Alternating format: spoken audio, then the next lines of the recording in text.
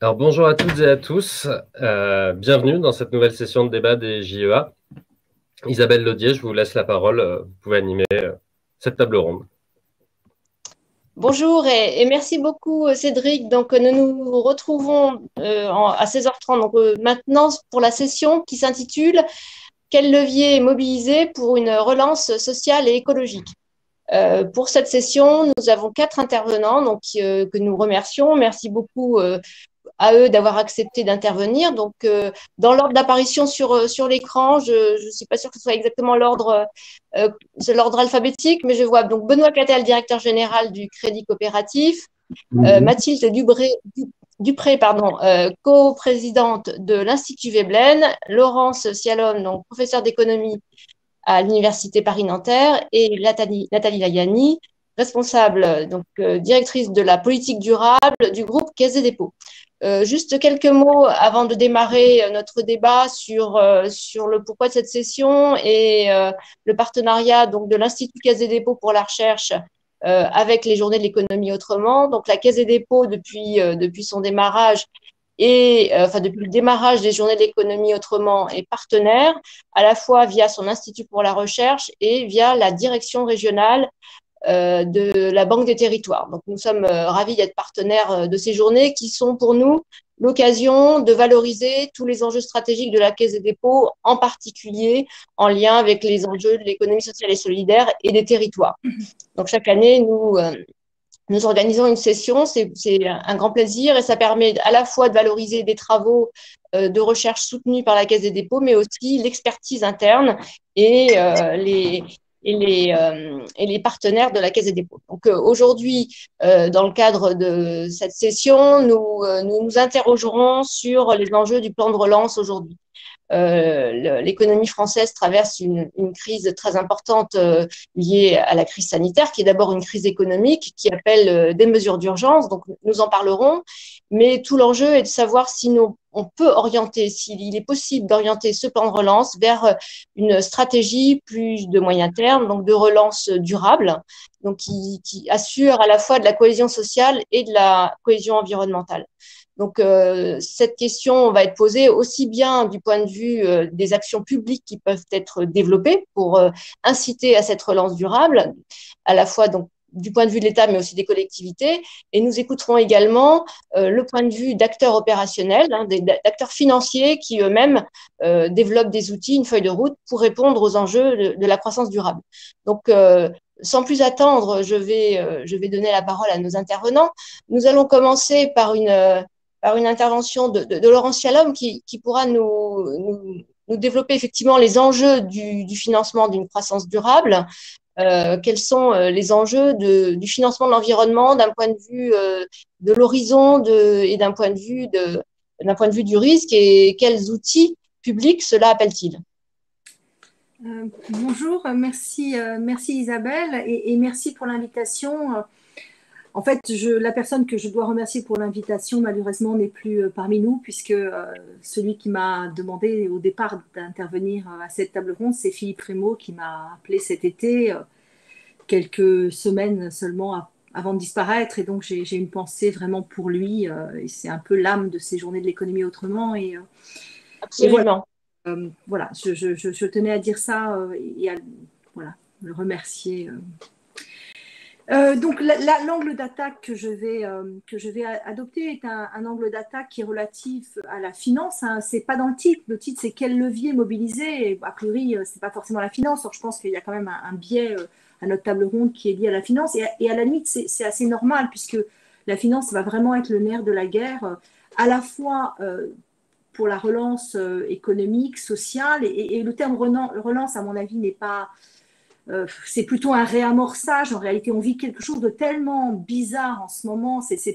Il s'agit de faire repartir l'économie. Relance, ça suggère une idée de cycle économique. Là, c'est volontairement qu'on a mis à l'arrêt l'économie. C'est un peu différent.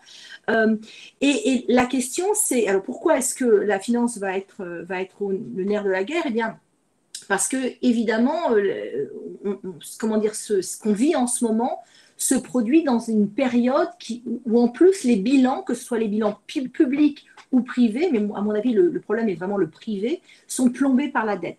Et avant même la crise sanitaire, si vous voulez, il y avait eu plusieurs alertes du Haut Conseil de stabilité financière, notamment en France, relativement au fait que les entreprises étaient trop endettées. Donc, en fait, on va essayer de relancer l'économie, mais très vite, la crise sanitaire passée, on va se heurter à cette question du mur de la dette et du surendettement à la fois privé. Et évidemment, le risque serait que l'État considère que lui-même doit resserrer la vis très vite derrière, parce que au-delà de ce contexte qui doit lier la relance et l'orienter vers ce qu'on cherche à moyen long terme, à savoir une relance qui soit écologique et sociale, au-delà de ça, il y a le fait qu'on est dans un contexte macroéconomique qui est un contexte déflationniste. C'est-à-dire que le fait que tous les acteurs soient plombés de dettes, eh bien, le risque, c'est qu'au sortir de cette crise sanitaire, tout le monde veuille se désendetter en même temps et que l'on rentre dans un processus qui soit un processus déflationniste. Donc vraiment, la question de cette articulation du court terme et donc des dépenses qu'on va faire dans l'urgence pour sauver l'économie, et quand l'État se substitue complètement d'une certaine manière aux employeurs pour socialiser les salaires, il ne regarde pas si c'est, et a raison, il ne regarde pas si c'est brun, pas brun, etc. Et en même temps, on risque de dépenser beaucoup de sommes d'argent pour des entreprises qui devront réduire la voilure, qui devront, qui seront appelées, disons, comment dire, à réduire leur activité si on veut réussir la transition écologique. Donc, ce qu'il faut bien avoir conscience, c'est que la réussite de cette reconversion écologique de nos économies, qui s'amorce donc, qui devrait s'amorcer dans le court terme, nécessite une réallocation massive des flux financiers avec une sortie du brun, c'est-à-dire de tout ce qui est très carboné, et financer le vert. C'est-à-dire que la reconversion écologique des économies, ce n'est pas juste financer plus de vert, c'est aussi sortir des financements bruns. Et donc, ça veut dire qu'il faut accepter, organiser, accompagner, aider les acteurs privés, à réduire la voilure dans les secteurs où il faudra réduire la voilure. Et donc, évidemment, idéalement, on se dit il faudrait que dès le plan de relance, on ait cette amorce comment dire, de virage, disons. Mais c'est excessivement compliqué parce qu'on n'était pas armé, si vous voulez. La crise sanitaire est arrivée, il a fallu réagir dans l'urgence et c'est excessivement compliqué dans l'urgence d'opérer cela. Alors, moi, ce que je pense, c'est qu'en réalité, on est dans une situation où, à la fois compte tenu du contexte macroéconomique très particulier et des risques de déflation et de l'impératif écologique et du fait qu'on a peu de temps, c'est-à-dire qu'on a certes des temporalités qui se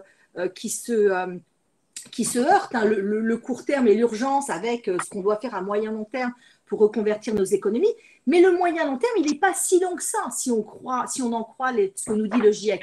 C'est-à-dire, en gros, on a 20 ans pour vraiment agir. Donc, si vous voulez, il faut le faire dès maintenant. Et donc, il me semble que il faut bien avoir conscience que ça ne peut pas se faire naturellement. On ne peut pas attendre de la finance verte, on ne peut pas attendre de l'investissement socialement responsable qu'il fasse tout le chemin. Ce n'est pas possible.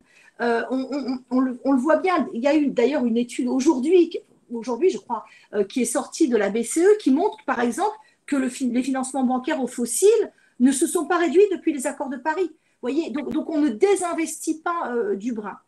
Et en fait, ce qu'il faut bien comprendre, c'est que la finance, quand elle fonctionne, par elle-même, si vous voulez, sans que l'État la guide vraiment et agisse sur les prix relatifs, agisse d'une manière plus ou moins intrusive sur la canalisation des flux financiers, eh bien, naturellement, elle n'opère pas une allocation des ressources qui est compatible avec les accords de Paris. Pas du tout.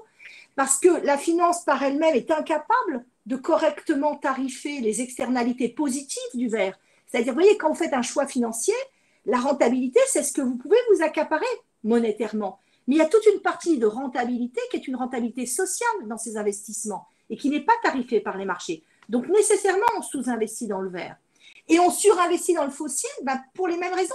Les marchés ne sont pas capables de tarifer les externalités négatives, c'est-à-dire tout ce qui est nocif pour nous collectivement, par le fait qu'on émet trop de gaz à effet de serre. Donc, on calcule, on regarde des investissements uniquement sur des données individuelles concernant les entreprises, et donc du coup, comment dire, la finance n'est pas capable de faire cette agrégation qui permet en fait d'avoir et de la même manière, elle tarifie mal les risques. Elle tarifie très mal le risque sur les fossiles, le risque d'échouage, parce qu'on n'a pas d'antériorité historique. Donc, bon. Et donc, ça veut dire qu'on rentre dans une époque où, à la fois dans le court terme et dans le plus long terme, moyen-long terme, eh bien, il va falloir que l'État accepte de changer vraiment son rôle relativement à la finance, d'être probablement plus intrusif sur, sur la réorientation et sur quel dispositif incitatif pour réorienter les flux financiers dans le bon sens pour qu'on reste, qu'on respecte nos engagements des accords de Paris. Et cela passera très probablement par, une modification des relations entre les États et les banques centrales. Les banques centrales ont un rôle majeur à jouer, elles s'en rendent compte. On a eu la création d'un réseau de banques centrales et de superviseurs qui s'est mis en place et qui réfléchit à ces questions de politique macroprudentielle verte, d'évaluation des risques financiers, etc. Mais il faudra probablement faire un pas de plus. Et l'histoire très récente nous montre bien que ce pas de plus sera dans le sens d'une économie plus verte, mais également d'un accompagnement social. On le voit bien, l'essai d'instauration de ce qui ressemble à une taxe carbone a provoqué le mouvement des Gilets jaunes. On voit bien que tout le monde, les perdants ne sont pas forcément ceux qui sont capables d'absorber les changements de prix relatifs liés à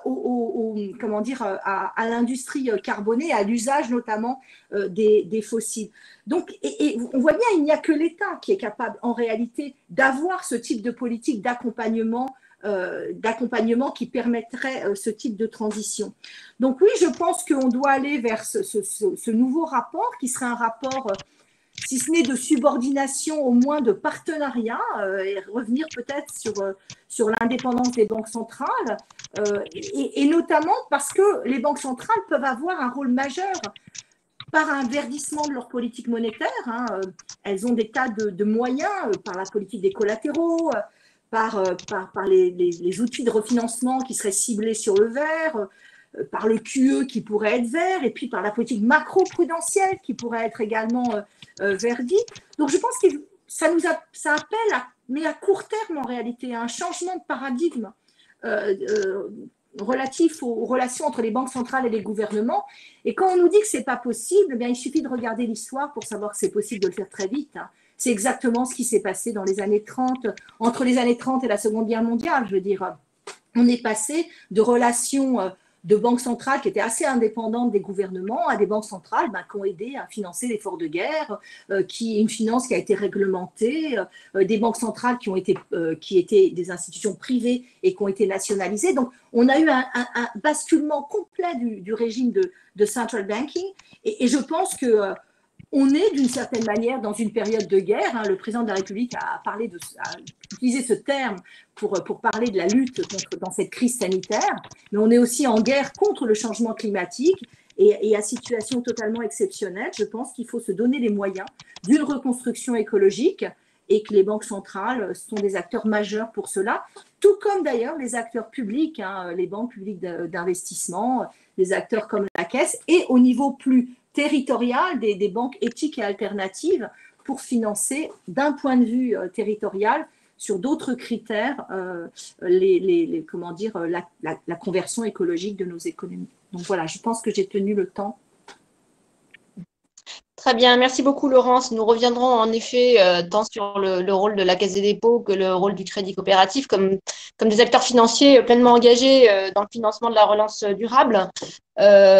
Mais avant, nous pouvons peut-être écouter Mathilde Dupré, qui a notamment été co-autrice d'un rapport qui s'intitule « Réussir le Green Deal, un programme social écologique pour sortir l'Europe de la crise ». Donc effectivement, sur les enjeux de relance durable, mais en plus dans le cadre de l'échelle européenne, en lien avec le Green Deal. Donc, quels enseignements du rapport pourriez-vous mettre en évidence dans cette session pour alimenter notre débat? Bonjour à tous et merci pour cette invitation. Alors effectivement, ça a déjà été bien dit en introduction par Laurence sur le fait que les crises sanitaires et économiques auxquelles nous sommes confrontés de façon tout à fait exceptionnelle cette année interviennent dans un contexte qui est déjà marqué par les urgences écologiques et sociales. Que d'ailleurs notre modèle de développement n'est pas complètement étranger à l'apparition de ce nouveau type d'épidémie, hein, ça a été bien souligné par un certain nombre d'experts. Et justement, juste avant l'arrivée de cette épidémie, l'Union européenne s'apprêtait à se lancer dans une mutation importante avec la mise sur pied d'un Green Deal par la nouvelle Commission européenne fin 2019, donc c'est-à-dire un programme d'une ampleur inédite qui vise à mettre l'Union européenne sur la voie de la neutralité climatique et d'une économie, je la cite, dans laquelle la croissance économique sera dissociée de l'utilisation des ressources. Donc tout un programme. Ce programme introduit aussi un principe un peu structurel qu'elle appelle le serment vert, c'est-à-dire essayer de ne pas nuire. Et donc selon les propres mots de la Commission européenne, ça signifie que toutes les actions et les politiques de l'Union européenne devraient se conjuguer pour aider cette dernière à réussir une transition juste. Donc voilà, comme je le disais, ce sont des objectifs, ces objectifs qui sont affichés sont très ambitieux. Et s'il est effectivement mis en œuvre, ce programme pourrait marquer un tournant dans l'histoire européenne autour d'une conversion écologique, si possible à la hauteur des enjeux civilisationnels auxquels on fait face. Mais évidemment, la crise sanitaire risque de reléguer ces engagements européens au second plan et de contraindre durablement la capacité des différents acteurs de déployer les moyens suffisants pour opérer les transformations dont nous avons besoin, à la fois les acteurs privés en les recentrant sur des priorités de court terme et puis les gouvernements en asséchant durablement les finances publiques. Le Haut Conseil pour le climat en France nous a alerté très vite sur ce risque et le risque de répéter les erreurs de 2008. Il a publié un rapport en avril 2020 qui s'appelait « Climat, santé, mieux prévenir, mieux guérir ». Et je le cite à propos de 2008, il disait « Aucun pays n'avait réellement fait l'exercice d'une relance verte intégrale, ni émis de conditionnalités contraignantes quant à un usage vert des mesures budgétaires et fiscales. Les analyses des plans de relance de 2008 soulignent les erreurs à ne pas commettre en 2020. » Et donc, il appelle vraiment à faire attention aux effets de verrouillage de certaines mesures des plans de relance de l'activité dans une trajectoire insoutenable. C'est pourquoi, dans la période inédite, comme il y a énormément de ressources additionnelles qui vont être déversées et qui sont déjà déversées dans l'économie pour sortir de la crise, il apparaît quand même extrêmement important de travailler sur à la fois le court terme, mais de préparer le moyen et le long terme. Et donc ça suppose, selon nous, à la fois de développer toutes les mesures qui présentent des co-bénéfices entre la relance des activités et la transition. Il y a un plaidoyer très efficace qui a été mené par un certain nombre d'acteurs pour que les plans de relance investissent massivement dans la rénovation des bâtiments, dans les transports et dans la transition énergétique. Même si d'ailleurs ce triple focus dénote en creux certainement une attention un peu trop faible apportée à d'autres secteurs comme celui de l'agriculture ou d'autres activités industrielles.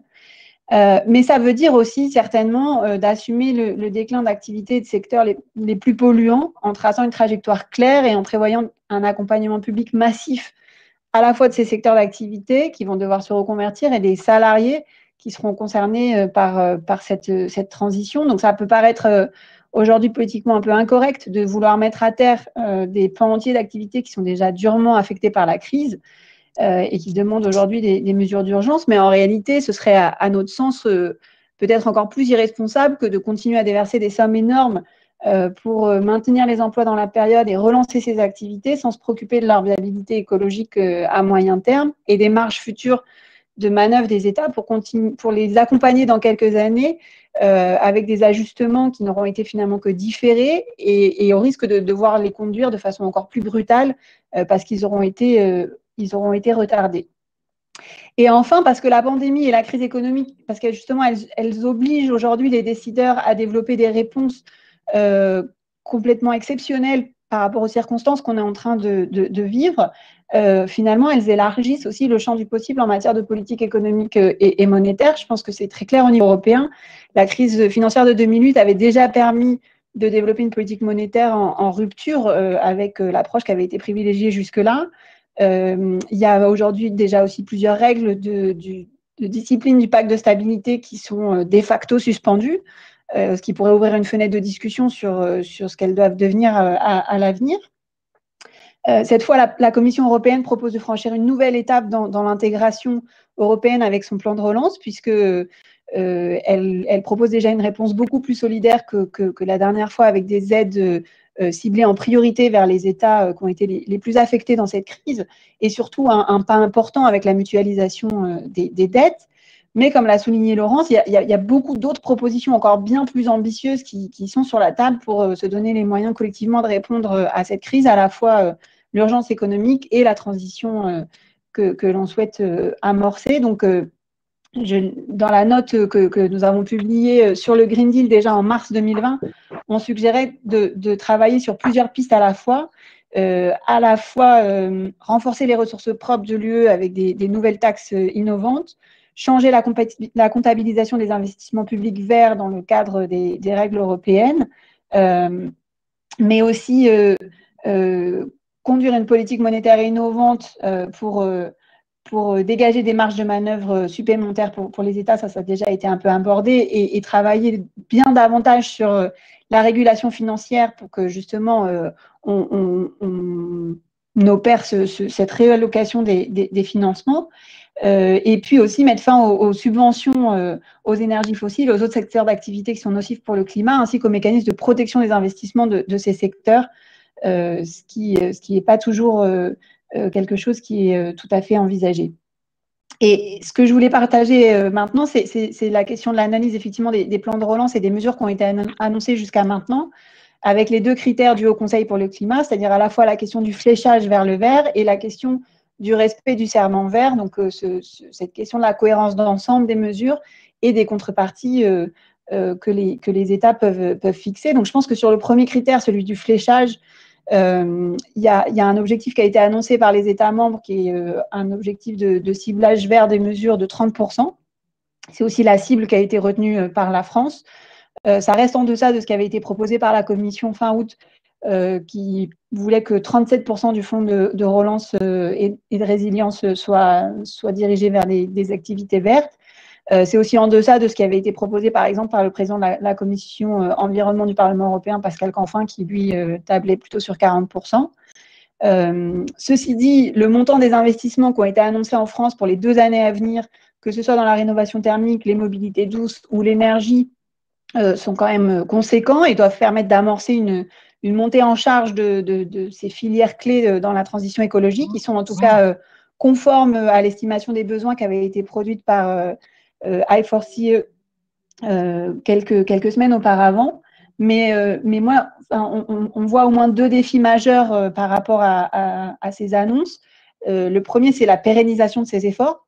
C'est-à-dire que pour l'instant, seules les baisses d'impôts de production qui ont été annoncées pourraient être durables, et on n'a aucune indication à ce jour de savoir si les moyens qui seraient consacrés dans les 2 prochaines années à ces différents secteurs d'activité seront reconduits pour poursuivre les efforts d'investissement dans les secteurs clés. Or, on va avoir besoin d'une pérennisation et même d'une montée en charge progressive, dans la mesure où on a pris quand même du retard par rapport à nos engagements de long terme, et que d'ailleurs on finalise en ce moment au niveau européen des discussions autour de la loi climat pour rehausser le niveau d'ambition avec la cible de 2030 et parvenir à moins 55% en moins de baisse d'émissions. Ce sera tout l'objet du Conseil européen du 10 et 11 décembre prochain. Donc tout ça, ça signifie que la stratégie nationale bas carbone de la France devra nécessairement être revue à la hausse rapidement, et donc qu'il va falloir aller encore plus vite. Par ailleurs, pour nous, tous ces enjeux-là, ils s'articulent aussi avec la préparation du projet de loi qui vise à mettre en œuvre les propositions de la Convention citoyenne pour le climat, parce qu'il n'y a pas seulement besoin d'investissements additionnels, mais il y a aussi besoin de faire évoluer la réglementation et la fiscalité dans un certain nombre de domaines, pour faire évoluer nos modes de production et de consommation. Et là aussi, l'issue concrète de ce processus inédit de démocratie participative reste incertaine. Au-delà des 3 jokers qui avaient été brandis par le président de la République, il y a de nombreuses autres mesures qui ont déjà été aussi écartées par le président lui-même, certains ministres du gouvernement ou par l'Assemblée nationale. Donc la présentation du projet de loi qui était encore discuté ce matin va être aussi, de notre point de vue, un moment décisif. Et sur le second critère, celui de la cohérence d'ensemble, je pense que ce principe-là a été réaffirmé par l'Union européenne au moment où elle a annoncé son plan de relance le 27 mai dernier, mais ça reste un concept, ce serment vert, encore très peu opérationnel. Et donc, si on regarde par exemple les mesures d'État d'aide d'État qui ont été mises en œuvre jusqu'à maintenant, les secteurs sensibles de l'automobile ou de l'aérien ont été très largement bénéficiaires de ces mesures sans réelle conditionnalité sociale ou environnementale. Il y a eu plus de 2300 milliards d'euros d'aide nationale qui ont été notifiés par les États à la Commission européenne pendant le premier semestre 2020.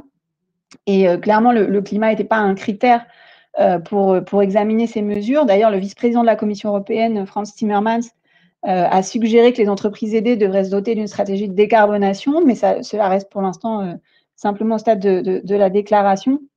Et ça rejoint une proposition que nous avions formulée dans notre note pour dire qu'aujourd'hui, les entreprises aidées devraient s'engager à travers des contrats de transition avec une trajectoire claire de réduction de leurs émissions, à la fois en intensité, mais aussi en valeur absolue. Et pour les guider dans ce travail-là, le Haut Conseil pour le climat devrait être chargé de définir des objectifs de court terme contraignants par secteur d'activité au regard de toutes les balises et la loi énergie-climat, enfin le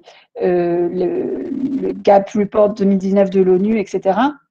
Et il était aussi proposé que pour les plus grandes entreprises des secteurs les plus polluants, le Haut Conseil pour le climat puisse aussi être chargé d'évaluer la pertinence des stratégies climatiques qu'elle développerait. Et peut-être pour finir, sur la question de la cohérence, donc en France, non seulement les propositions concrètes qui ont été formulées pour un conditionnement climatique des aides, pour l'instant, ont été repoussées au niveau du Parlement, mais le gouvernement a aussi fait le choix de cibler une partie significative de son plan de relance, 20%, vers des baisses d'impôts, les fameux impôts de production, qui pourraient s'avérer contre-productifs d'un point de vue environnemental. Donc, il ne s'agit pas ici de revenir sur les débats sur l'efficacité économique de cette mesure, ni sur le fait qu'elle est pour l'instant pas financée. Mais si on regarde simplement la question de l'impact environnemental de cette mesure, on peut voir que ça n'a pas fait l'objet d'une évaluation préalable et que les premiers signaux semblent, enfin en tout cas, doivent appeler à la prudence, puisque dans une note publiée début juillet 2020 par le Conseil d'analyse économique, il apparaissait clairement que les 3 premiers secteurs qui seraient bénéficiaires de cette baisse d'impôts seraient la production d'électricité et de gaz, les industries extractives et la finance. Et par ailleurs, cette proposition pourrait affecter les ressources des collectivités territoriales qui comptent parmi les premiers bénéficiaires de ces impôts de production et qui ont, comme ça a été rappelé par le gouvernement au moment de la présentation du plan de relance, un rôle fondamental à jouer dans la mise en œuvre de la transformation de notre économie. Mais je vais m'arrêter là pour ne pas être trop longue. Merci beaucoup. On reviendra sur divers de ces points évoqués, j'imagine. Juste peut-être pour information, il y a une question qui est posée, qui est le lien au rapport. Donc, je peux vous dire que vous le trouvez sur le site de l'Institut Veblen. Si vous faites rapport réussir le Green Deal, un programme social écologique pour sortir l'Europe de la crise, vous le trouverez en ligne sur le site de l'Institut Veblen. Alors, il y a des questions, mais on y reviendra plus tard. On continue notre tour de table sur les moyens financiers pour mettre en œuvre toute cette politique.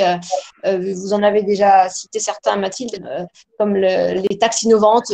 Quelqu'un suggère la taxe sur les transactions financières. Voilà, donc on reviendra là-dessus. On continue notre tour des intervenants. Donc, Nathalie Layani, donc responsable du service politique durable du groupe Caisse des Dépôts. Que fait la Caisse des dépôts qui est pleinement engagée auprès des gouvernements, à la fois sur le plan de relance, mais aussi sur des programmes importants pour la cohésion territoriale comme Action Cœur de Ville ou Territoire d'Industrie.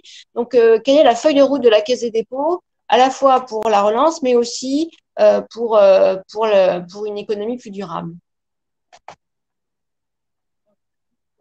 Ton micro. Bonjour à tous, merci de l'invitation. Alors, normalement, mon micro est ouvert, vous m'entendez? Allô, allô? Ouais, on t'entend. Vous m'entendez? Ok. Oui. Je suis vraiment ravie d'être avec vous pour rentrer dans le vif du sujet. Évidemment, la Caisse des dépôts en tant que banque publique au service des politiques publiques, mais aussi investisseur institutionnel, gérant l'épargne des Français notamment, a une grande responsabilité, a un rôle important à jouer dans la période actuelle. Je rappelle aussi que dans le groupe Caisse des dépôts, il y a BPI France et que BPI France a joué un rôle important dans le contexte actuel. Donc, c'est à la fois un rôle d'intervention en urgence dans le sauvetage des secteurs en difficulté, des TPE, PME qui sont impactés directement par la crise, et un rôle vraiment de relance. Et je pense que dans toutes les réflexions qu'on peut avoir, c'est un peu ce qui a été pointé par Laurence, il faut distinguer vraiment ces deux séquences, la séquence sauvetage, soutien à la trésorerie de certaines entreprises et sauvetage des secteurs en difficulté, et quelle relance durable on peut construire, comment on peut utiliser la manne financière, qui est une occasion historique de préparer la transition de notre économie, pour vraiment transformer tous les secteurs, et notamment les secteurs les plus polluants. Donc, sur la première partie, le groupe Caisse des dépôts a d'abord, au travers de l'action de BPI France, mis en place un point aérien de cash pour sauver les TPE-PME. Donc, on ne parle pas là des grandes entreprises en difficulté qui ont bénéficié d'un sauvetage et dont on peut s'interroger sur la conditionnalité du sauvetage. On parle là de boucheries, de boulangeries, de TPE, de quelques dizaines de salariés ou de PME pour lesquels il y a eu une aide en trésorerie côté BPI France. Et puis, le groupe Caisse des dépôts a aussi travaillé au sauvetage de secteurs en difficulté comme le tourisme. Et là, en effet, on a essayé d'intégrer les questions de relance durable en mettant en place donc un financement qui à la fois permet de sauver les entreprises particulièrement en difficulté, mais aussi d'accompagner la transition de ce secteur pour aller vers des pratiques de tourisme durable.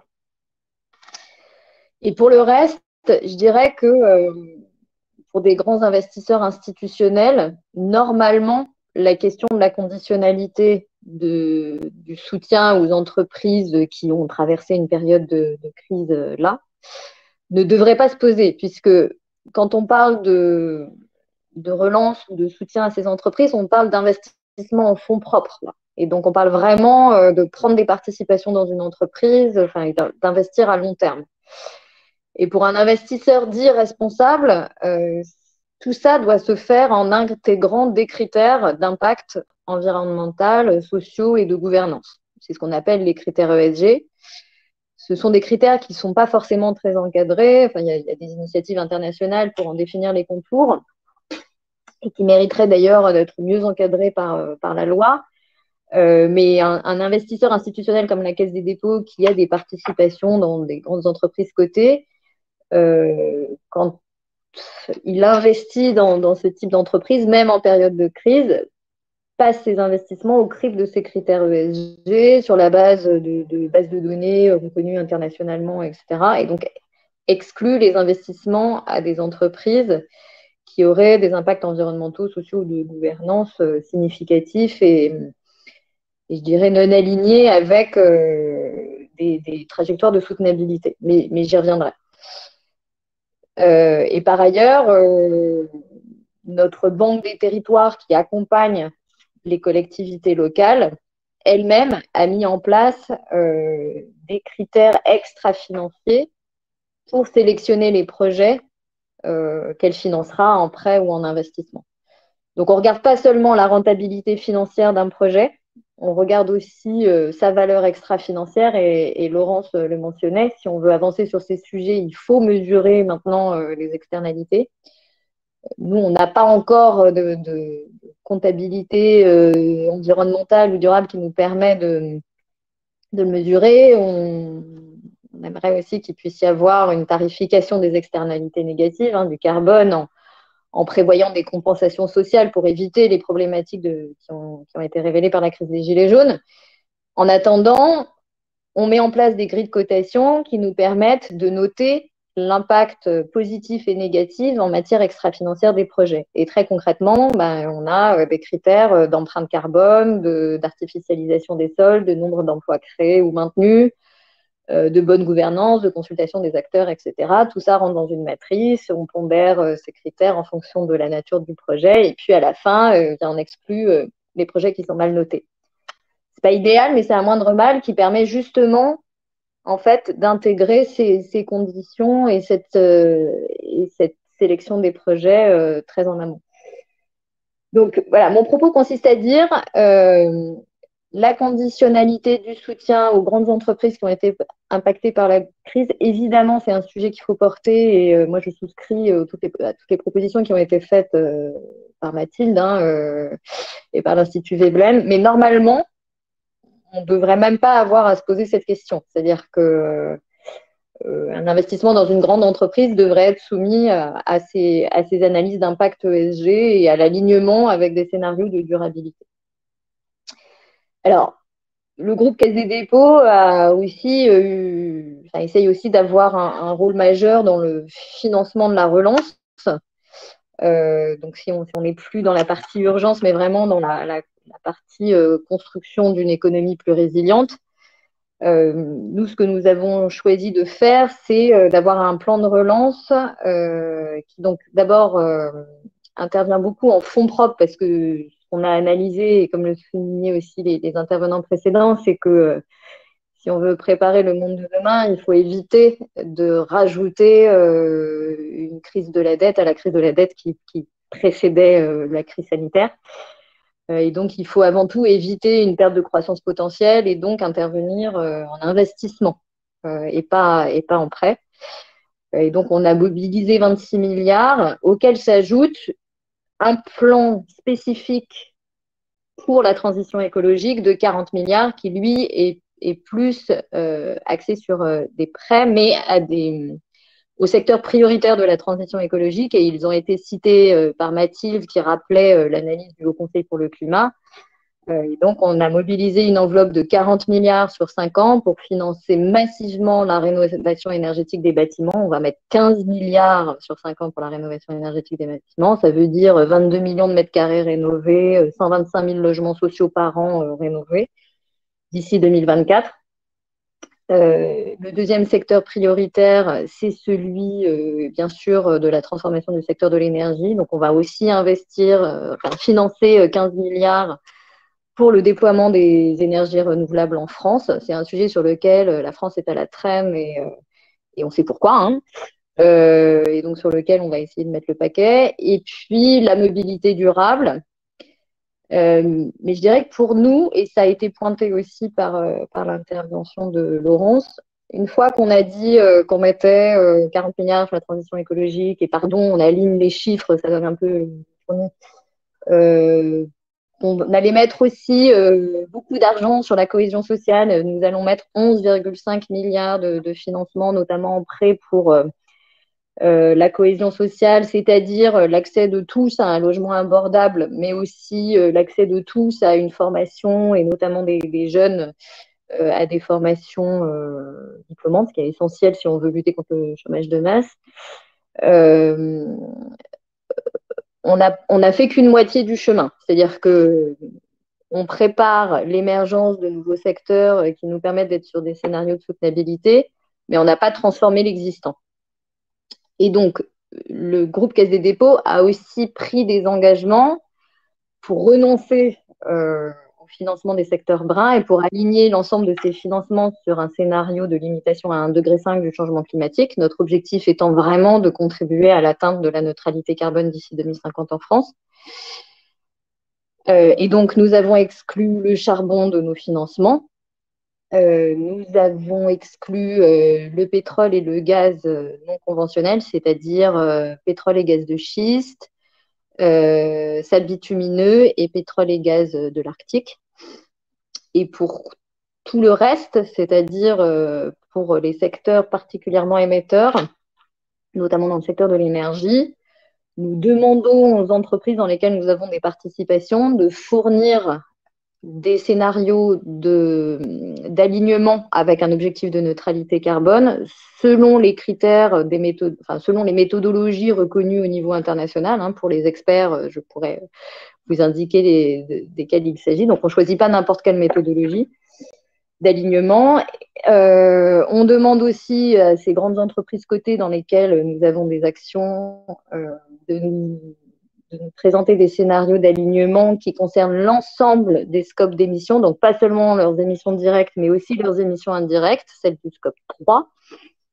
Et puis, on leur demande de respecter un principe qui nous paraît aussi important dans le débat actuel sur la décarbonation des entreprises, qui est de respecter le principe éviter, réduire et ensuite seulement compenser. Donc, on leur demande de mettre le paquet sur l'évitement des émissions, de les réduire et de n'utiliser la compensation en investissant dans des forêts, par exemple, qu'en dernier recours. Alors, vous me direz, ça, c'est du dialogue actionnarial. Comment ça se concrétise? Est-ce que ce n'est pas un peu du blabla entre l'actionnaire et l'entreprise? On essaye de l'objectiver. On a des chiffres à fournir qui sont dans nos rapports d'activité pour tous ceux qui s'intéressent à ces questions. En fait, pour un actionnaire, le fait déjà de dire ça et de le mettre dans une politique qui est publique, ça permet aussi d'orienter ses votes en assemblée générale. Et donc, nous nous engageons à faire en sorte que eh bien, nous adoptions les résolutions qui sont déposées en assemblée générale dans ces entreprises qui respectent les principes que je viens d'édicter. Et puis, on mène des enquêtes auprès des entreprises que nous avons en portefeuille, justement pour vérifier qu'elles sont bien alignées et nous leur mettons la pression pour qu'elles s'alignent.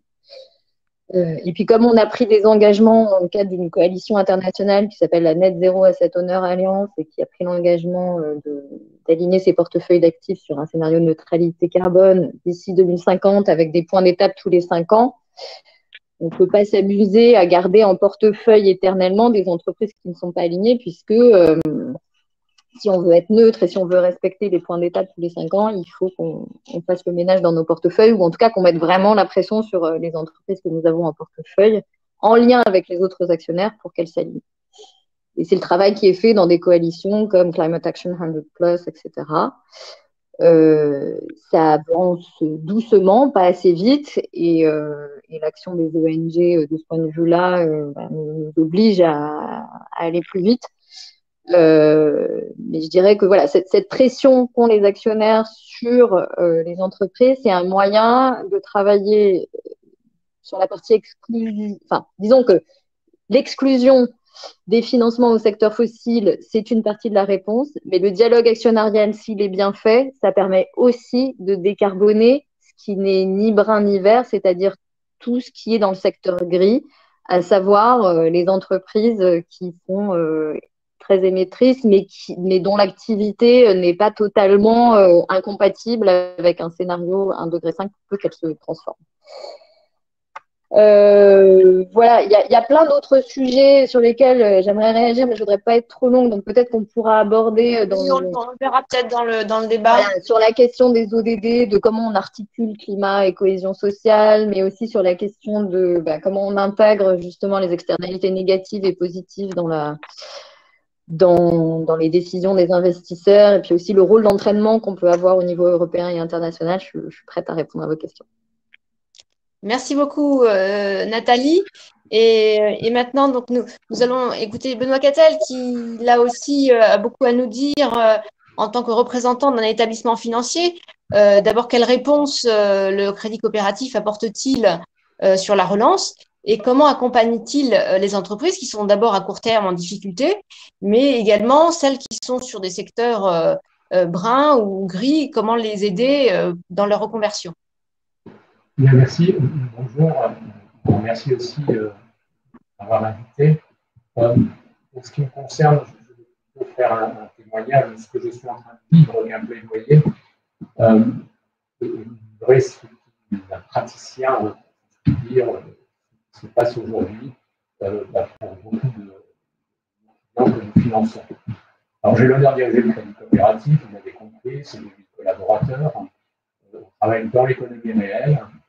En fait, notre travail est assez simple, on recueille les dépôts de clients, d'épargne, de compagnie, et puis on utilise cet argent pour faire des crédits, ou bien pour le placer pour le compte de nos clients. Ça peut être dans le CVM ou dans l'assurance. Voilà, c'est notre métier de base. Et pour s'inscrire dans la durée, parce qu'en fait, quand je réfléchis un petit peu au thème, beaucoup de fois, dans ce que je veux dire, la relation au temps est, nous semble-t-il, un élément déterminant. Et dans cette relation au temps, la banque que j'ai l'honneur de représenter aujourd'hui, elle s'est inscrite il y a longtemps dans des principes qui sont celui de faire de la banque un peu différemment, en mettant l'inclusif, le respect des acteurs, l'environnement dans lequel vivent ces acteurs, comme une des préoccupations de son action. Et de fait, en entrant dans la crise ou avant la crise, il y avait déjà toute une panoplie de choses qui avaient été dessinées par mes prédécesseurs et qui sont des choses très concrètes. Pour vous dire que, bon, on est une coopérative, banque coopérative, on a environ 100 000 sociétaires, on a 15 milliards d'épargne, puis 15 milliards de crédit. Voilà, c'est le même montant. Vous verrez pourquoi tout à l'heure je parle de ces 15 milliards. Et puis, on fait environ 3 milliards de nouveaux crédits par an. Donc, une petite banque, mais bon, les chiffres sont quand même des chiffres qui ont un sens à l'échelle des territoires. Depuis peut-être l'origine, quasiment 130 ans, l'idée a plutôt été d'être dans ce qu'on appelle la finance patiente. Il a été créé des produits, les premiers produits de partage, par exemple, sont des éléments qui ont vécu au crédit coopératif avec l'idée que les épargnants pouvaient eux-mêmes contribuer à des causes et que ces causes pouvaient être financées par leur intermédiaire, pour des montants qui sont, quand on regarde sur la durée, tout à fait significatifs. Et puis, on a été aussi à l'origine de la traçabilité, c'est-à-dire de dire, soit à l'échelle régionale, soit à l'échelle de projet, quand vous placez votre argent, vous avez le droit aussi de déterminer les projets que cet argent va financer. Et en fait, agissant de la sorte et proposant des choix de financement, on a vu assez naturellement émerger et des préoccupations sociales et des préoccupations environnementales. Et c'est un socle de proximité sur lequel les acteurs se mettent en action, que ce soit les épargnants d'une part, mais aussi les bénéficiaires des crédits. Et puis plus récemment, et on n'est pas les seuls, on a mis en œuvre des prêts qui ont l'ambition d'améliorer un certain nombre de critères RSE quand nos clients les choisissent, avec une incitation financière. D'une manière un peu générale aussi, dans les fonds dans les fonds dont on s'occupe, ils ont tous un label IRS, ils ont tous un label vérifié. Et puis, alors, on n'a pas, nous, on n'a jamais financé en fait ce qui touche autour de la finance liée aux énergies. On n'est pas présent dans un certain nombre de, on parle de l'énergie fossile, on n'est pas présent dans un certain nombre de domaines comme l'armement ou autres, qui ont été des interdits de notre politique. On n'est dans aucun paradis fiscaux. Voilà, on fait attention à un certain nombre de choses historiquement. À contrario, on est très présent dans les énergies. On évalue aussi l'impact de notre propre action au travers des ODD. Et on prend les 17 ODD, on regarde à la fois en direct sur notre entreprise, mais aussi sur nos actions, comment on se situe. Alors pourquoi je dis tout ça? Je dis tout ça parce qu'en fait, on fait ça avec les règles du jeu actuelles. C'est-à-dire les contraintes réglementaires, on est une banque comme une autre, on a la même chose à faire que notre concurrent, et on n'a aucun avantage pour faire ça. Ça veut dire qu'on peut, avant la crise, on pouvait être dans cette dynamique, et fondamentalement être déjà engagé. On n'est pas les seuls, mais on peut le faire. Et je vous dis ça parce que l'inscription dans le temps me semble être quelque chose de déterminant. Et le temps, c'est un temps qui me semble être un temps long. Avant que ces actions irriguent l'économie, ça prend du temps. Et avant que les choses avancent, ça prendra encore beaucoup de temps. Alors, évidemment, plus on sera nombreux à le faire, mieux ce sera. Mais tout cela, au moment là où on se parle, le met dans le panier de la relance, hein, bien sûr, on le vit au quotidien. Mais en même temps, on est aujourd'hui, et vous l'avez dit, très percuté par la crise. Et de mon point de vue, peut-être que la crise est une opportunité, mais la crise, à coup sûr, c'est une épreuve au moins opérationnelle. Pour moi, en tant que responsable d'une entreprise, d'une banque, j'ai quand même une préoccupation majeure au moment où je vous parle, c'est celle d'assurer la pérennité de mon établissement. Et fondamentalement, de faire en sorte que les 15 milliards de crédits dont je vous parlais puissent être remboursés. Et je crois que c'est dans l'intérêt commun, parce que moi, j'imagine mal qu'il y ait beaucoup de nos auditeurs qui puissent là me dire qu'ils aimeraient renflouer une banque. Alors, la crise là qu'on vit, elle est quand même très brutale et sévère. Hein. Moi, je suis déjà un peu âgé, hein, mais je n'ai jamais connu ça. Hein. C'est vraiment une crise de l'économie réelle. C'est pas comme en 2008. Hein. C'est vraiment une crise de l'économie réelle. C'est les entreprises, les artisans, les professionnels, voilà, les associations, le monde de l'insertion, la culture, le théâtre. Ce sont ces activités-là qui sont vraiment frappées très frontalement par ce qui est en train d'arriver. On prévoit cette décroissance, on prévoit 1 million de suppressions d'emplois. Alors oui, c'est différencié selon les acteurs, mais il me semble, comment la lecture des clients, mes clients, que ça touche autant des acteurs qui sont dans le brun, dans le gris ou dans le vert. Et donc, par rapport à ça, je m'interroge un peu sur la façon de travailler à ce moment-là. Et j'ai retenu un double questionnement. Le premier volet de ce questionnement, c'est est-ce qu'au moment où je vous parle, je suis en mesure, en tant qu'acteur économique, de concilier et les enjeux sociaux et les enjeux environnementaux? Et je crois, je ne suis pas sûr de répondre oui, et je crois même que mon rôle principal, c'est d'essayer de préserver au maximum le tissu économique et le tissu associatif. Et donc finalement, derrière ça, je rencontre des chefs d'entreprise, des patrons, des personnes qui portent des projets associatifs. Et aujourd'hui, ce qu'ils ont besoin, c'est de faire en sorte de sauver leur entreprise, de sauver leur association et de sauver les emplois qui vont avec. Et finalement, que ce soit brun, gris ou vert, je l'ai dit, ils sont dans des actes plutôt de survie. Ce n'est pas général, hein, mais ils sont quand même dans des actes de survie. Et donc, dans le débat, que je comprends parfaitement, hein, entre conditionnalité et réalité, je trouve que c'est deux notions qui ont quand même du mal à faire bon ménage au moment où je vous parle. Pour moi, le plan de relance, c'est d'abord un plan, je peux dire pour être bien clair, enfin bien caricatural mais clair dans mes propos, c'est d'abord un plan de sauvetage. Alors, est-ce qu'on peut concilier, c'est le deuxième thème, est-ce qu'on peut concilier ce temps court, celui de la crise dans laquelle on est, avec un temps plus long? Aujourd'hui, je passe quand même beaucoup de temps avec mes collaborateurs, avec les gens qu'on rencontre, à essayer de gérer le temps court. Le temps court, c'est le temps d'accompagner les entreprises, les associations, et de leur dire que oui, on va leur laisser le temps, mais le temps de passer cette étape, tous ne passeront pas, le temps de passer cette étape pour après pouvoir engager autre chose. Et ce qu'on peut faire tout en même temps, je crois que c'est extrêmement compliqué sur le terrain. C'est compliqué, en particulier si vous êtes dans un secteur dont vous savez qu'il est amené à 10 ans ou 20 ans à disparaître. C'est pas en accélérant cette disparition, me semble-t-il, que l'on rend service à notre collectif. Alors, ça ne veut pas dire que ces renoncements dont je vous parle, évidemment, sont agréables à dire, mais en même temps, je crois qu'elles sont dans le réel de ce qu'on vit à l'échelle d'un banquier, du monde réel, dans la proximité. Alors, ce n'est pas très enthousiasmant, mais il faut passer ce moment-là, quoi. Et pour passer ce moment-là, je pense qu'il ne faut pas charger la barre. Charger la barre, c'est-à-dire de dire, voilà, on était sur une trajectoire, y compris dans dans les aspects sociaux et dans les aspects green, hein, écologie et transformation profonde de la société.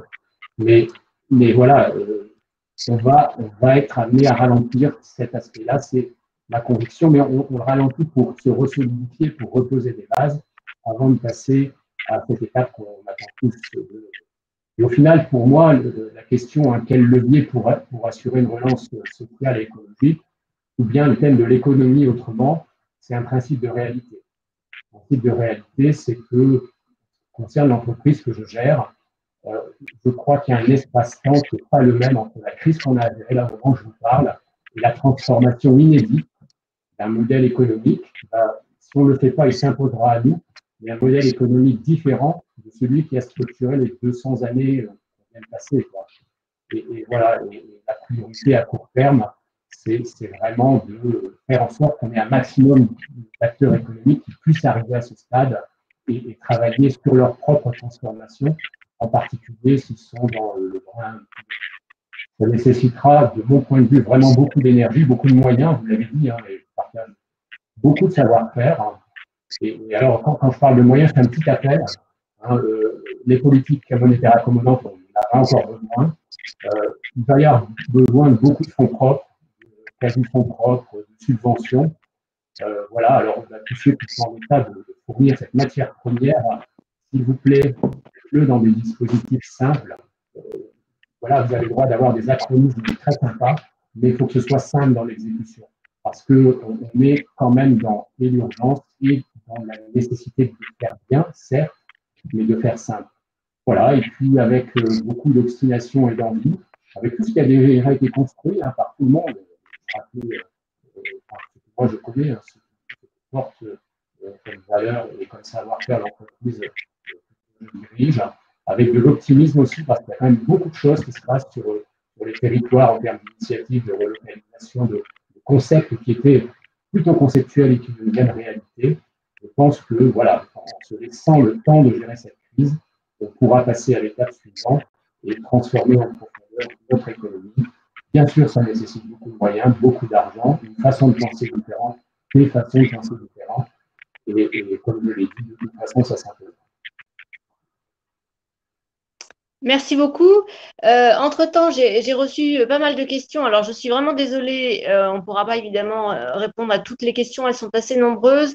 Alors, j'essaye éventuellement de les fusionner, mais puisque nous venons d'entendre Benoît Cattel et Nathalie Layani, peut-être une question sur la transparence de l'épargne, c'est-à-dire comment l'épargnant peut-il savoir comment la banque utilise cette épargne? Nathalie, peut-être sur le livret A? Alors, la Caisse des dépôts gère donc une partie de l'épargne du livret A et du LDDS. On centralise 60% de cette épargne. Et chaque année, nous élaborons un rapport qui s'appelle le rapport investissement responsable et qui rend compte de la façon dont cette épargne notamment est utilisée. Et puis notre fonds d'épargne qui gère cet argent, lui aussi fait des rapports chaque année. Donc sur le site de la Caisse des dépôts, vous pouvez trouver tout un tas d'informations sur la façon dont cette épargne est gérée. Ce qu'il faut comprendre, c'est que donc la collecte du livret A et du LDDS sont fondus dans une même poche qui sert à financer des projets soit dans le domaine de la transition écologique, soit dans le domaine de la cohésion sociale. C'est-à-dire que cet argent va quasiment entièrement à des projets de transition écologique, de financement du logement social, de politique de la ville, d'infrastructures d'intérêt général. Mais comme le montant de ces projets n'est pas suffisant pour absorber l'ensemble des encours d'épargne, pas seulement les flux, mais les encours, mais aussi parce qu'il faut assurer la liquidité de cette épargne. Hein. Quand vous mettez de l'argent sur du livret A, vous voulez pouvoir retrouver cet argent à n'importe quel moment. Eh bien, l'épargne excédentaire, donc qui ne peut pas être investie dans des projets, est investie sur les marchés financiers, donc en actions, en obligations, etc. Et évidemment, tous les épargnants, et c'est aussi une question qui nous a été posée par les membres de la Convention citoyenne pour le climat, se demandent si cet argent investi sur les marchés financiers sur la base de la ressource livret A et LDDS est bien utilisé, est bien responsable, etc. Donc là aussi, il y a un certain nombre d'informations qui sont dans nos rapports annuels. Évidemment, on a encore un effort à faire de pédagogie sur le reporting qu'on fait sur la façon dont on investit cette épargne sur les marchés financiers, mais on a pris des engagements forts. C'est que l'ensemble de nos portefeuilles d'actifs doivent être alignés avec un objectif de neutralité carbone d'ici 2050 avec des points d'étape tous les 5 ans. Nous avons déjà réduit l'empreinte carbone de nos portefeuilles d'actions de 46% et de nos portefeuilles d'obligations de 66% depuis 2014. Donc, on a déjà fait un effort de réduction de l'empreinte carbone qui va se poursuivre. Et puis, on a pris aussi l'engagement de faire en sorte, et ça peut être vérifié dans nos rapports d'activité, que 1 euro mis sur le livret de développement durable et social est équivalent à 1 euro investi par la Caisse des dépôts dans des projets de transition écologique. Donc, sur 2019, par exemple, vous avez 3 milliards de collecte du livret de développement durable et social. Nous avons pris l'engagement, et on fait beaucoup plus en fait pour la transition écologique, mais nous avons pris l'engagement d'investir ces 3 milliards dans des projets de transition écologique. Voilà, alors j'en profite aussi pour préciser ce que j'ai indiqué sur nos exclusions, parce que j'ai vu qu'il y avait une question là-dessus dans la boucle. Donc, non seulement on aligne nos portefeuilles d'actifs sur les scénarios neutralité carbone dont je vous ai parlé, mais on a aussi pris l'engagement de ne pas financer donc de projets dans le secteur du charbon et d'entreprises dont le chiffre d'affaires est exposé à plus de 10% au charbon ou au secteur non conventionnel. Très concrètement, ça veut dire que des entreprises comme Schlumberger ou comme des entreprises nord-américaines ou asiatiques dont le chiffre d'affaires serait exposé à plus de 10% à ces secteurs sont exclus de nos portefeuilles d'actifs et on a dû faire le ménage. Mais on me posait la question de savoir si, par exemple, ça voulait dire qu'on sortait de Total. Le chiffre d'affaires de Total n'est pas exposé à plus de 10% au secteur du pétrole et du gaz non conventionnel. Donc, nous ne sortons pas de Total. Si la question est celle-ci, voilà. J'y réponds très clairement. En revanche, nous avons développé une politique de dialogue actionnarial très exigeante dont j'ai parlé tout à l'heure. Et donc, nous mettons la pression aux entreprises du secteur pétrole et gaz pour qu'elles s'alignent sur des scénarios 1,5 degré neutralité carbone concernant l'ensemble de leurs émissions et donc pas seulement celles du scope 1 et 2, mais aussi leurs émissions indirectes, c'est-à-dire celles du scope 3. Voilà. Merci beaucoup, Nathalie. On va peut-être passer à d'autres questions. Il y a une question sur la fiscalité. Est-ce qu'il est possible, peut-être pour Laurence, de s'engager sur un tel sentier de croissance durable ambitieux sans réforme de la fiscalité?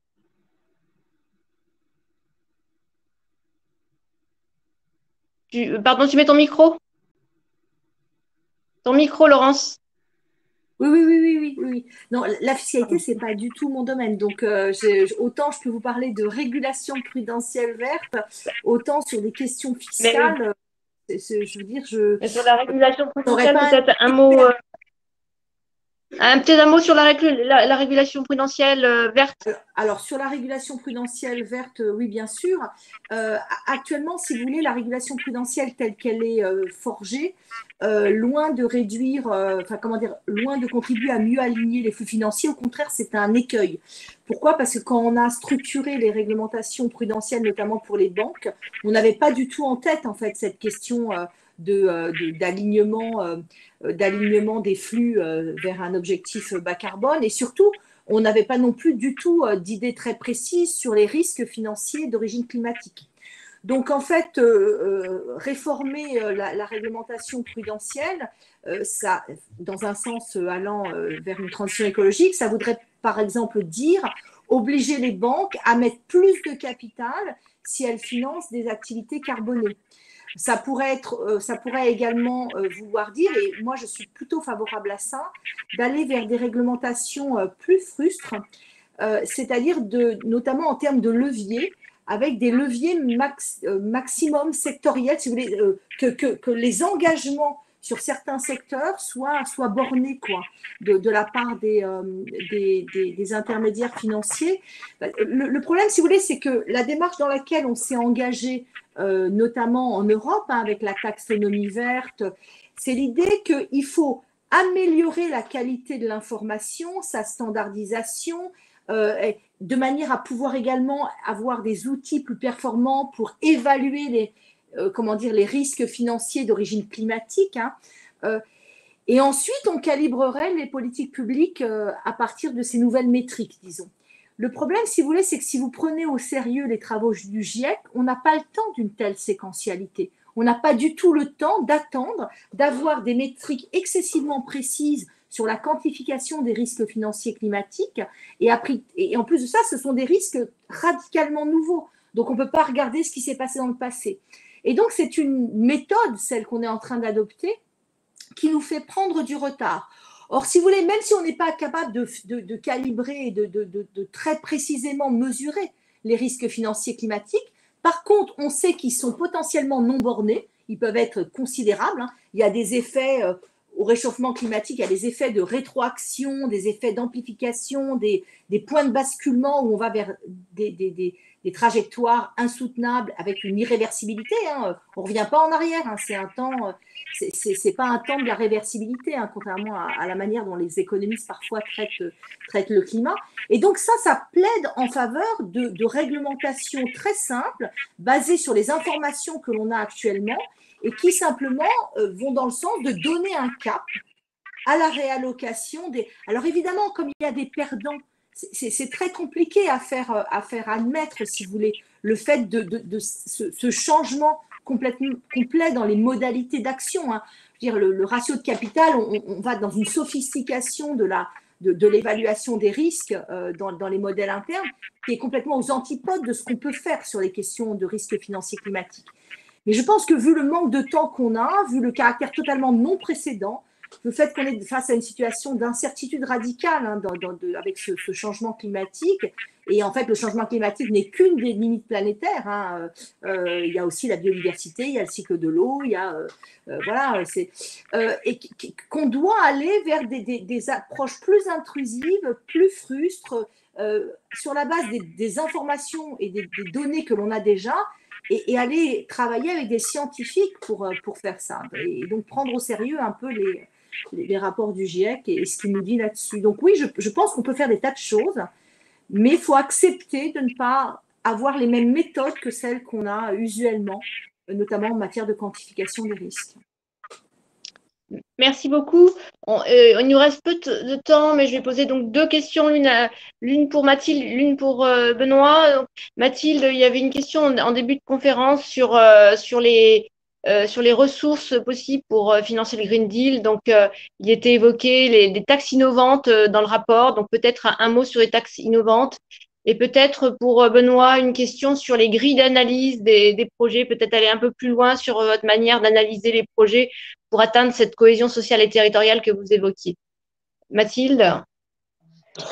Oui, bien sûr. Dans le premier document d'analyse qu'on a publié sur le Green Deal, on a effectivement montré que c'était une des insuffisances du paquet tel qu'il avait été annoncé en termes de financement, parce qu'il y avait encore beaucoup de choses qui reposaient sur finalement des moyens publics assez limités et du coup des hypothèses très optimistes en matière d'effet de levier par rapport à des financements privés que ça pourrait engendrer, ce qui pose toujours des questions du coup sur le type de secteur vers lesquels on peut diriger des financements, parce que pour emmener le secteur privé, en général, il faut trouver des secteurs dans lesquels il y a des co-bénéfices importants. Mais ça veut dire que des secteurs qui sont structurellement moins rentables ou sur des horizons plus longs sont plus difficiles à financer. Donc, ça faisait partie de l'analyse. Et donc, effectivement, on montrait qu'il allait falloir trouver des leviers de financement nouveaux. Et les ressources propres de l'Union européenne, ça reste un sujet un peu tabou dans l'Union, pour beaucoup d'États membres qui ont peur que l'Union franchisse des étapes trop grandes en termes de fédéralisation et d'intégration si elle se dote de ressources propres. Il y a évidemment une des questions qui est serpent de mer, c'est la question de la taxe sur les transactions financières, qui est à l'examen depuis très longtemps. Il y a eu un projet de coopération renforcée dans ce domaine-là, donc d'essayer de faire quelque chose qui, si ce n'était pas possible, de mettre tous les États membres d'accord, qu'on commence à 11, et même là, finalement, on n'a pas réussi à avancer, mais on pourrait imaginer plein d'autres choses. Nous, dans la première note qu'on avait publiée, on parlait aussi d'une taxe européenne foncière progressive qui pourrait s'ajouter aux taxes foncières existantes qui sont prélevées par les autorités nationales, une taxe sur la surfertilisation des exploitations agricoles les plus intensives en azote. Enfin, on pourrait voilà, imaginer beaucoup de choses. Il y a aussi des propositions qui étaient sur la table en termes d'impôt sur les sociétés pour en mutualiser une part au niveau européen. Dans son paquet de relance, la Commission mentionne aussi quelques ressources propres avec lesquelles elle pourrait rembourser une partie du prêt Next Generation EU de 750 milliards. Elle mentionne notamment alors une taxe sur le plastique et une partie au moins des revenus du futur mécanisme d'ajustement carbone aux frontières. Ce qui là nous semble un peu plus problématique parce que pour nous, si on veut à terme construire un mécanisme d'ajustement carbone aux frontières qui fonctionne vraiment et qui puisse passer les fourches codines de l'OMC, il nous semble que ça, pour le coup, c'est pas une ressource propre de l'Union européenne, mais que ce sont des recettes qui devraient être utilisées pour être au moins reversées en partie aux États tiers qui souffriraient de la mise en place d'un tel mécanisme pour les encourager à rehausser leurs pratiques en matière d'environnement et en particulier dans les pays en développement qui pourraient en souffrir de façon plus marquée. Mais voilà, tout ça pour dire qu'il y a beaucoup de choses qui pourraient être sur la table. Après, ce sont des discussions, on le sait, particulièrement difficiles, notamment parce que tout ce qui relève de la fiscalité à l'intérieur de l'Union européenne, c'est un sujet qui requiert l'unanimité. Et donc, pour l'instant, on a eu beaucoup de mal à aller dans ce sens-là. Merci beaucoup. Et pour terminer, donc sur les grilles d'analyse des projets, quelles sont les priorités du crédit coopératif? Bon, en fait, c'est un petit peu un système d'entonnoir. Si on m'entend pas bien, on m'a dit qu'on m'entendait pas bien. Je me rapproche. C'est un petit peu un système d'entonnoir parce que, bon, d'abord, on a des secteurs sur lesquels on ne fait pas. On ne fait pas par essence.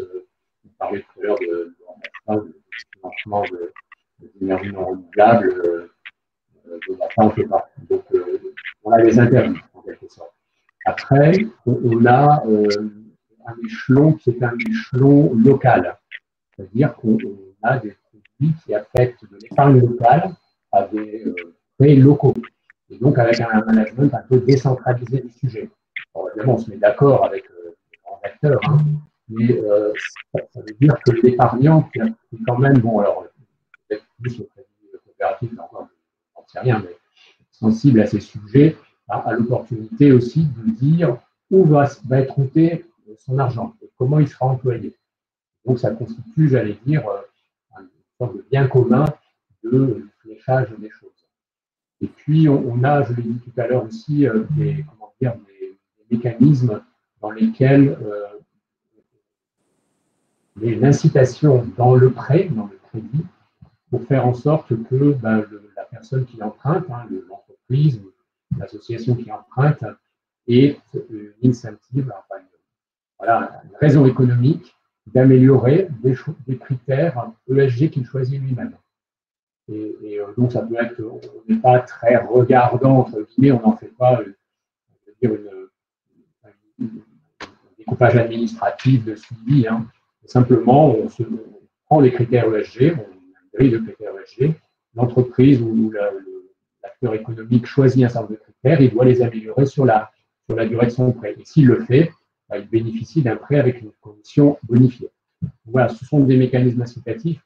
Après, je ne rentre pas dans la réglementation dont on parlait tout à l'heure, Laurent, dont vous parlez, elle commence à nous toucher, entre guillemets, positivement, dans le sens où elle demande vraiment que on ait une grille d'analyse, déjà en termes de pénalisation de fonds propres, hein, en termes réglementaires, en se disant que si cette grille d'analyse remplie par notre client, hein, parce que c'est un peu intrusif, en fait, c'est aussi le client qui doit déclarer ce en quoi il contribue ou il contribue, je veux dire, à une démarche écologique positive ou pas.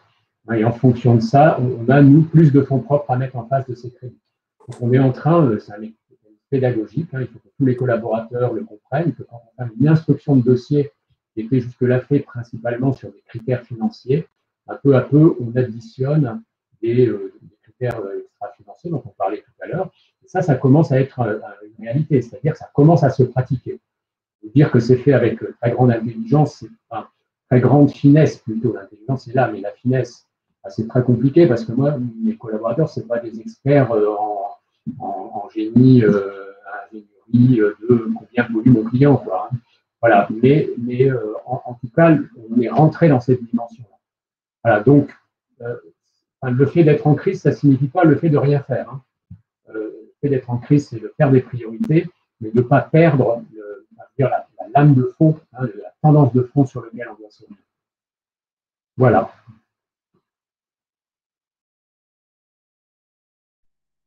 Merci beaucoup. J'ai un petit doute. Notre session se termine à, je ne sais plus si c'était 1h15 ou 1h30.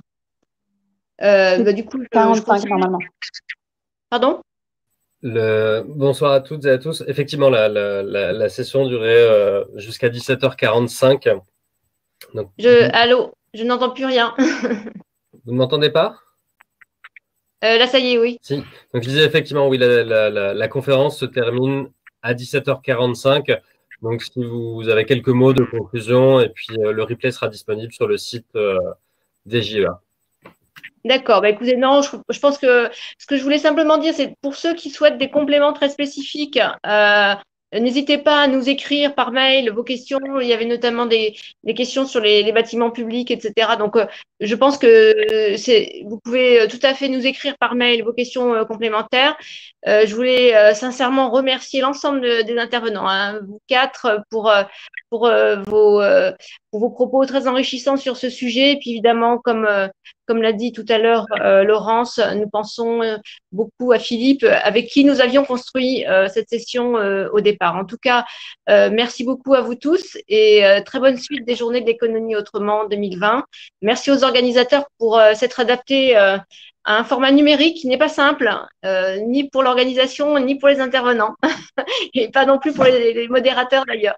En tout cas, merci à vous tous. Merci. Merci.